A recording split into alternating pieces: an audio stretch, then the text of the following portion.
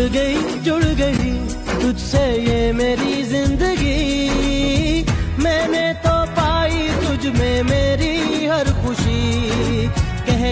कह गई मुझसे खुद ये बातें तेरी। अक्सर ख्यालों में हूँ तेरे मैं कहीं।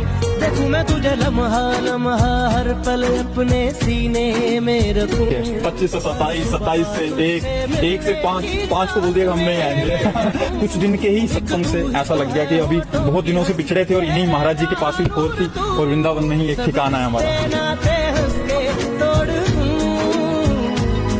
बस तुझसे दिल का रिश्ता जोड़ दूं